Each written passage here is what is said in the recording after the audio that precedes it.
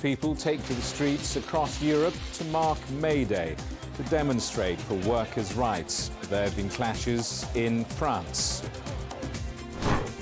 Our other headlines: the United Nations warns of a humanitarian crisis in Sudan as violence rages despite another ceasefire.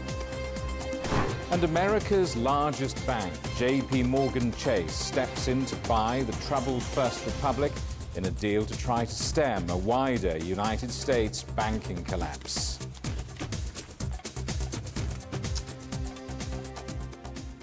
Protests are taking place right across Europe and around the world on Labour Day, the 1st of May, a traditional annual day of demonstrations. Clashes have broken out in Paris, with the police firing tear gas at protesters. France has already seen months of protests against pension reforms by the government. Unions say they're expecting around 1 million people to join the biggest May Day protests for decades.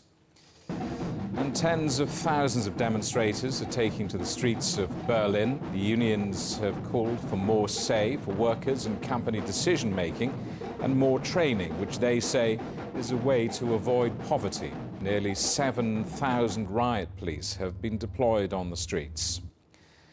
Around 10,000 people have joined a demonstration in Athens calling for higher wages in the face of soaring food costs and energy prices.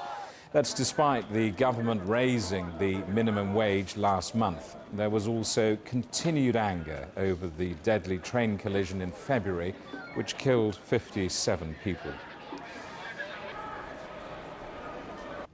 Well, let's take you to Paris, first of all, and talk to our correspondent, Nathalie Malgas. Is this all about pension reform, or are there other issues at play here?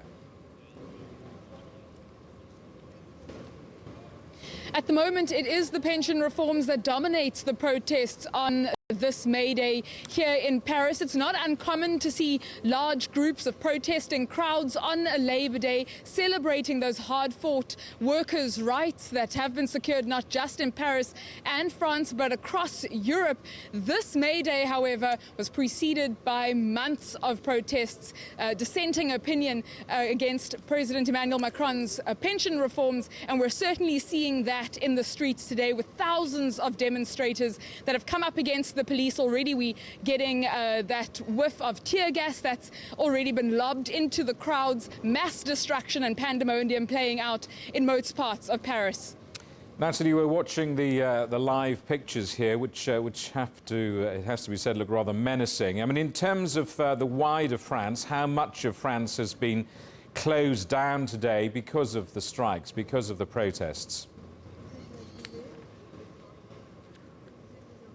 Trying to get around any part of Paris and several areas within France has been really difficult today.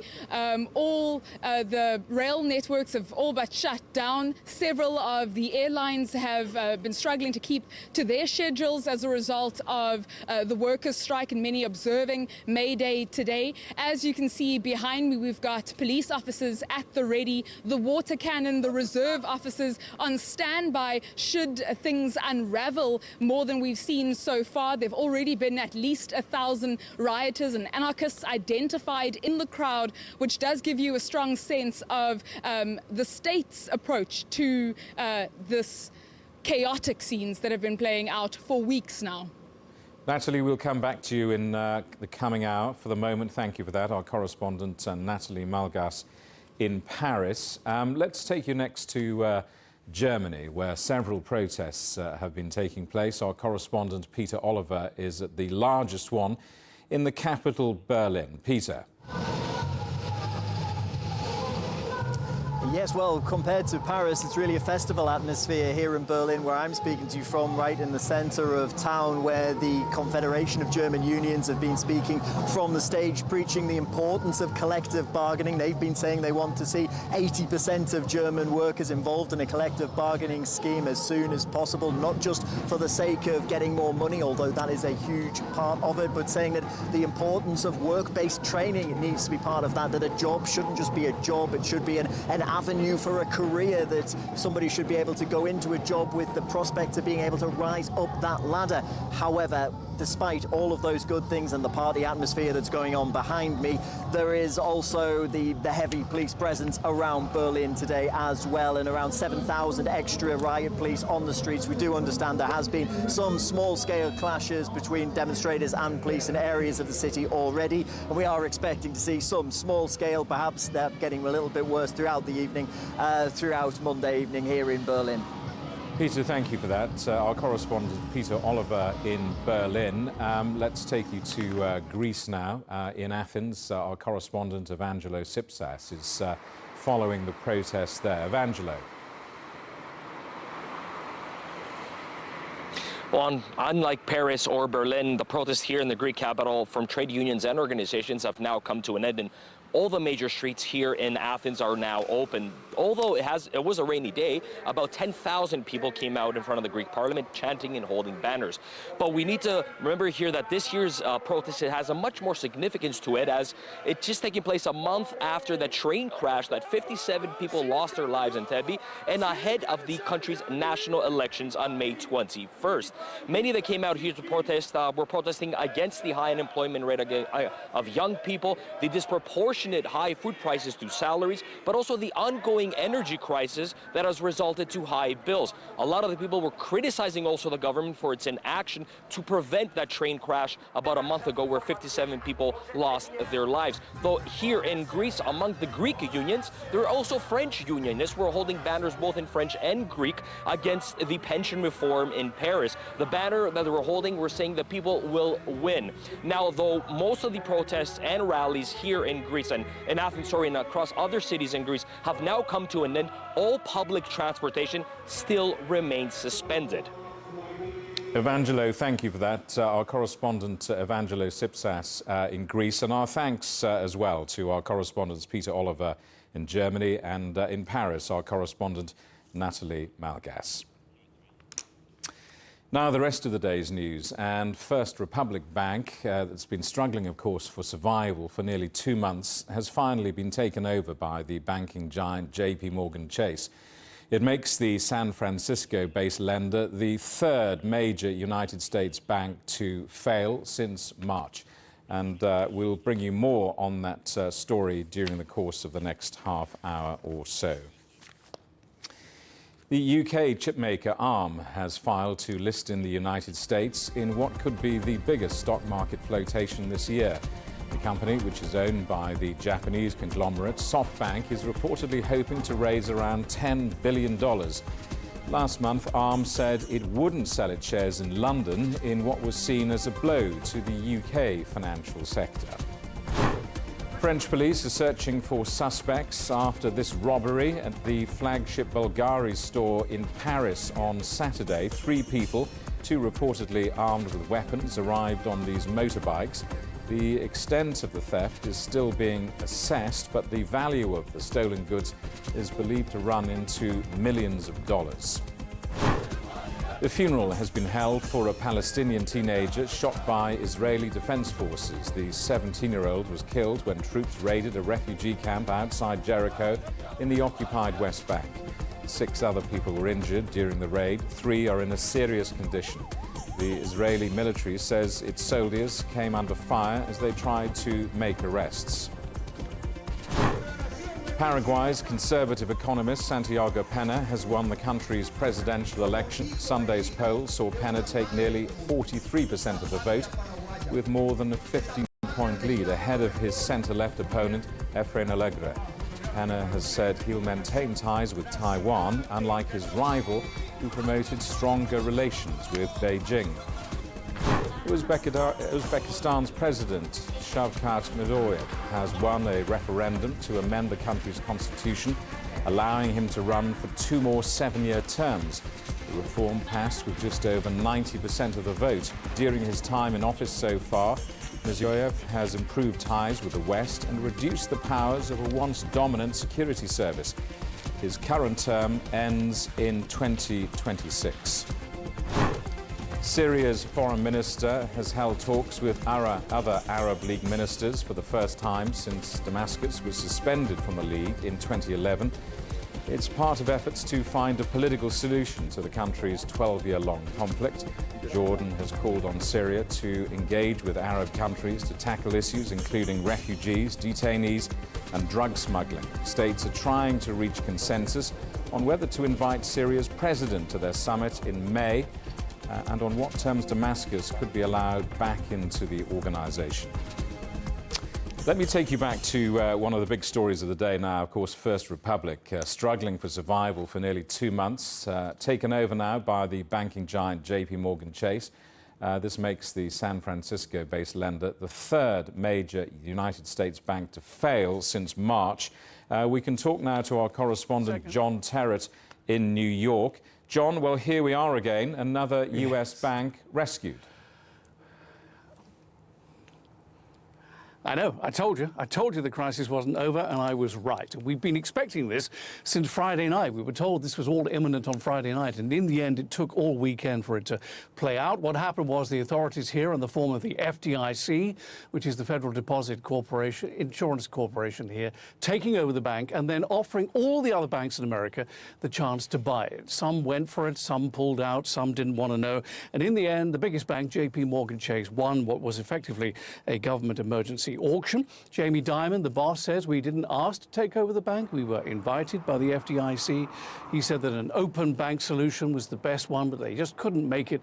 And he also warned of a lending pullback at the new First Republic because of the takeover by his own bank. So now JP Morgan Chase will buy the assets of First Republic. They will take over the loans, $30 billion worth. They will take over the deposits, $92 billion worth, down from $170 billion, I should say, in the last month or so.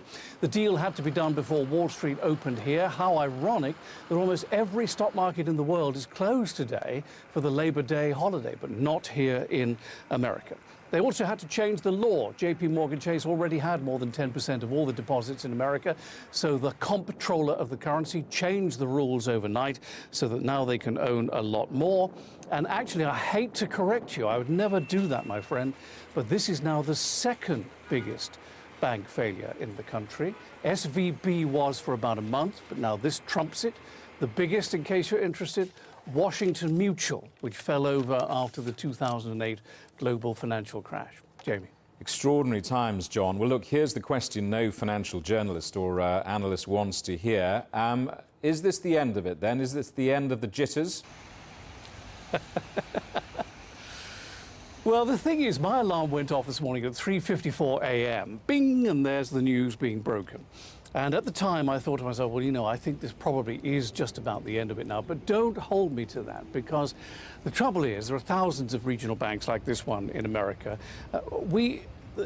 The others that are vulnerable have proved in their latest set of earnings that they've restored some stability. They've shored up their books. So that is very good. But these regional banks are vulnerable. There's 4,000 of them now with 70,000 branches. So we're just going to have to wait and see. There is talk of consolidation in this regional banking structure that we have here in America. And finally, Jamie, if I may just say, a busy week. What a way to start a busy week. The Fed with interest rates on Wednesday, the jobs report on Friday, and many more key corporate earnings coming in between now and then. Jamie. John, we'll see you later in the hour. Our correspondent, John Terrett, in New York. You're watching CGTN, still ahead. It's an old Chinese game that dates back centuries. We'll tell you why Mahjong is winning new fans all around the world.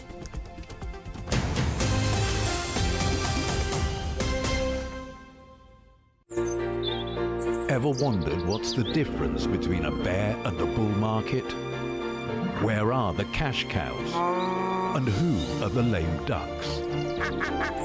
And what exactly are black swans, grey rhinos, and unicorn companies? Make sense of it all with Global Business, only on CGTN. There's a new agenda for a new world, accelerating change in almost every part of our lives. It's shifting the norms of how we work, travel, and connect.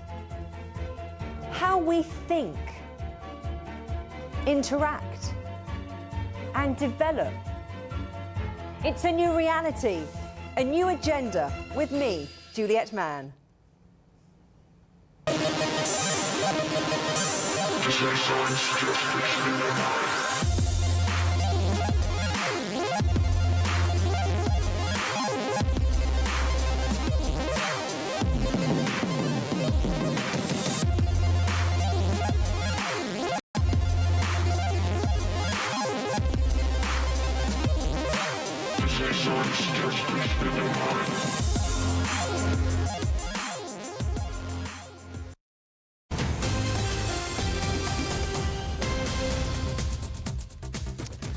Hello, welcome back. A reminder of our top stories. People take to the streets right across Europe on May Day to demonstrate for workers' rights. The biggest protest by far is in France. Our other headlines: America's largest bank, JP Morgan Chase, steps in to buy the troubled First Republic in a deal to try and stem a wider United States banking collapse.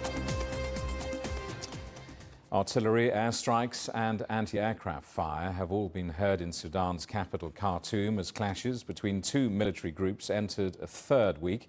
Sudan's warring factions agreed to yet another 72-hour ceasefire on Sunday, but the violence shows no signs of abating.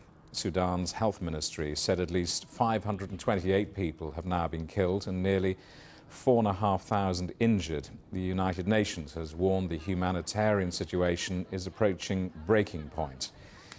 Well, thousands of Sudanese and foreign nationals have escaped the fighting in Sudan through border crossings linking it to Egypt.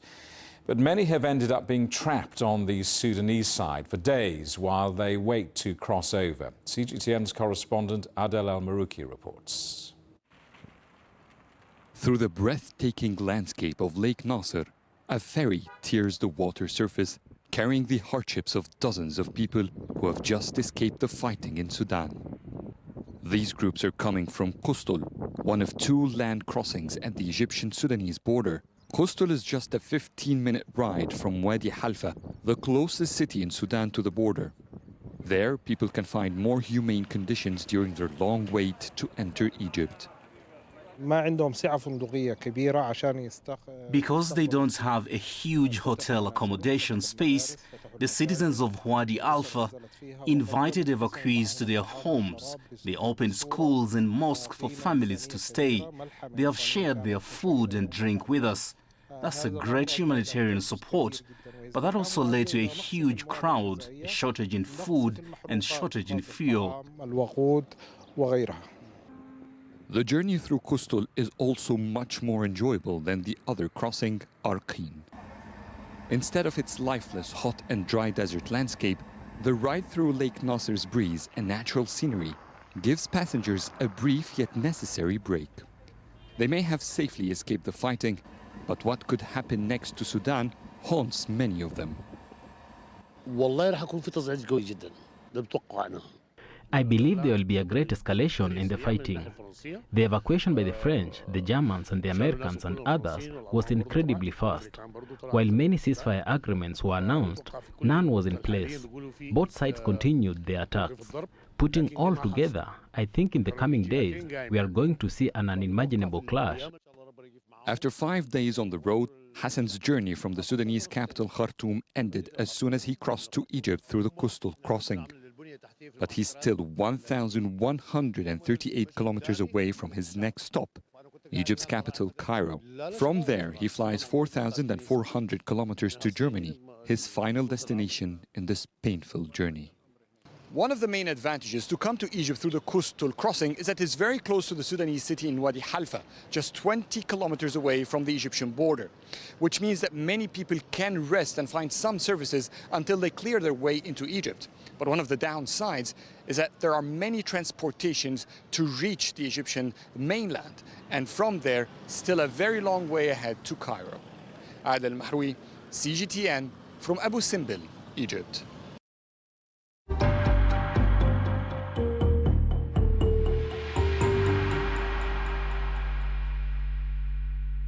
Ukraine says a number of people have been injured and homes and apartment blocks damaged following Russian missile strikes across the country.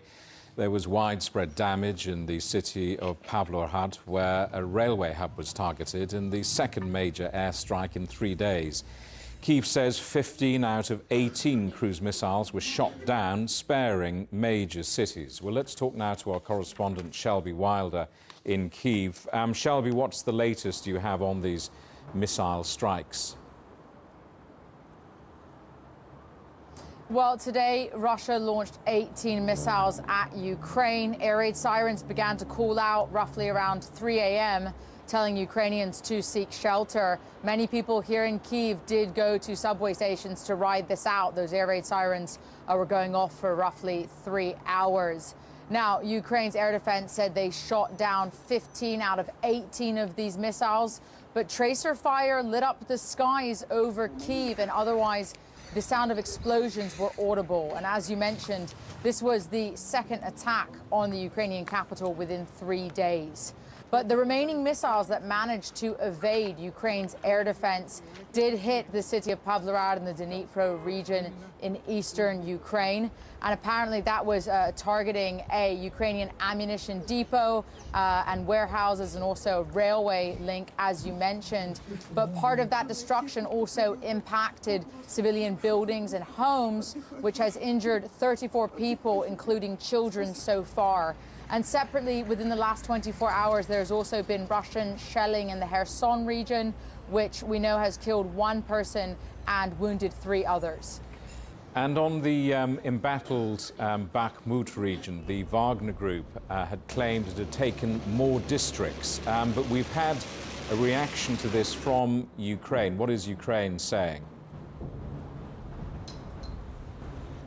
Yes, so today the head of the commander of Ukraine's ground forces commented from Wagner yesterday, saying they had claimed a few more districts in that highly embattled city of Bakhmut. But the Ukrainians today saying they've managed to oust some Russian positions from that city, but they confirmed the situation there remains incredibly difficult. And going back to Wagner, Russia's private military group, the head of Wagner, Yevgeny Prigozhin, has now apparently threatened to withdraw his troops from that city unless his mercenaries receive more ammunition to fight from the Kremlin.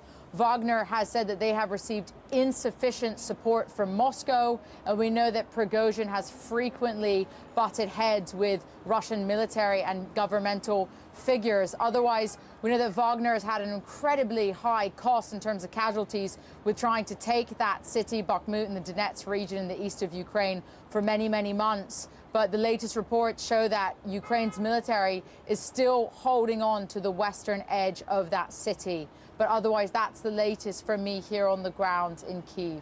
Shelby, thank you for that. Our correspondent Shelby Wilder in Ukraine. Well, meanwhile, Russian authorities say an explosive device was detonated along a freight train line in the west of the country near the border with both Belarus and Ukraine. No injuries have been reported. However, a freight train derailed and caught fire. The region has seen acts of sabotage since Russia's military assault on Ukraine.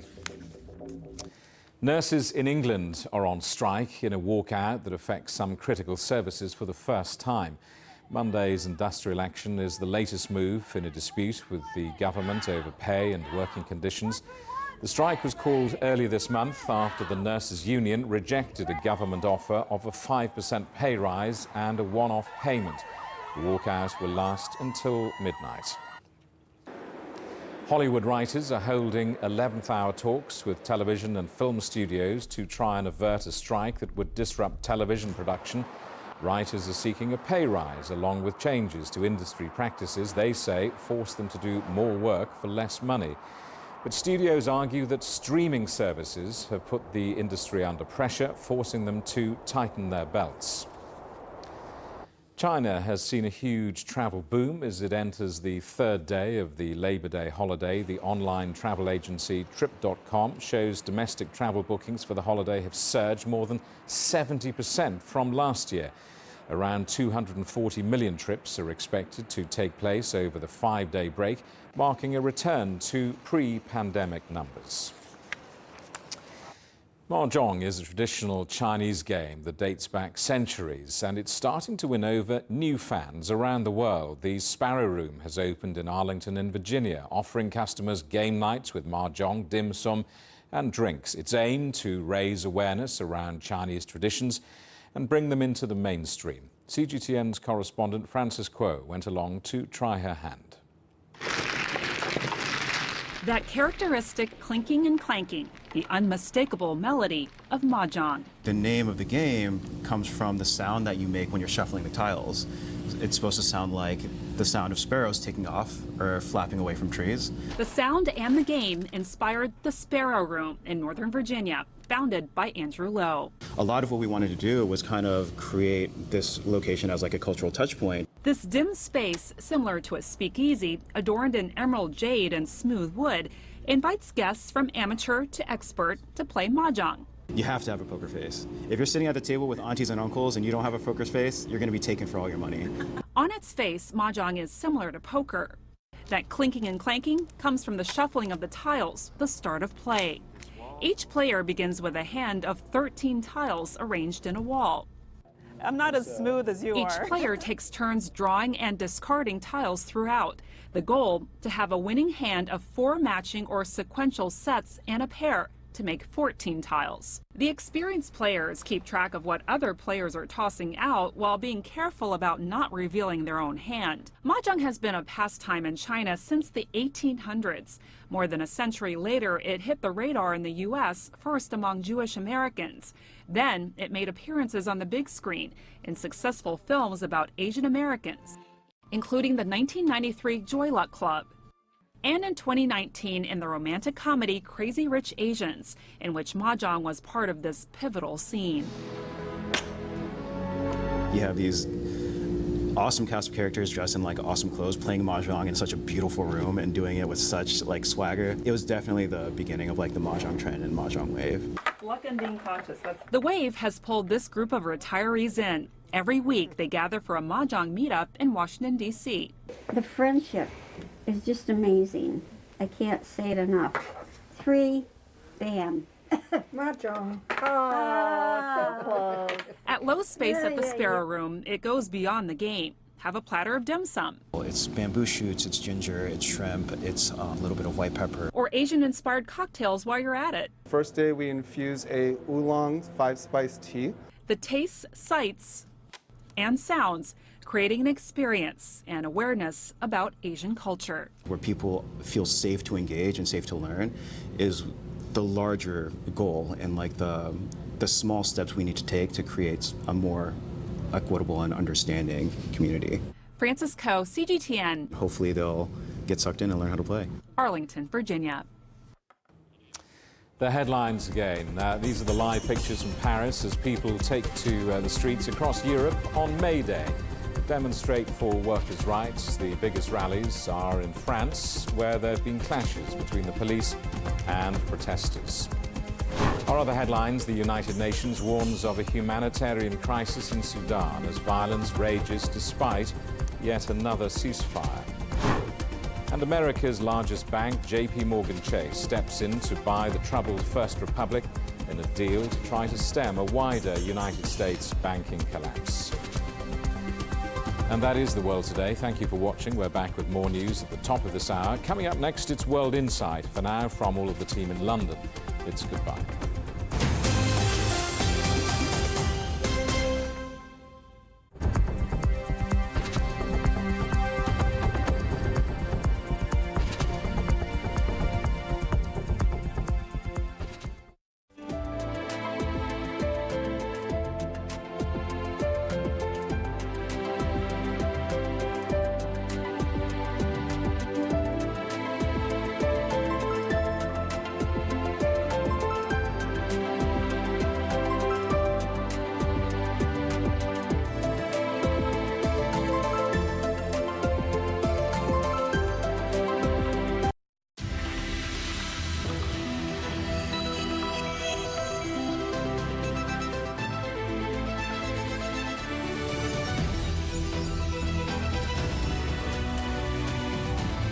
This is CGTN, China Global Television Network.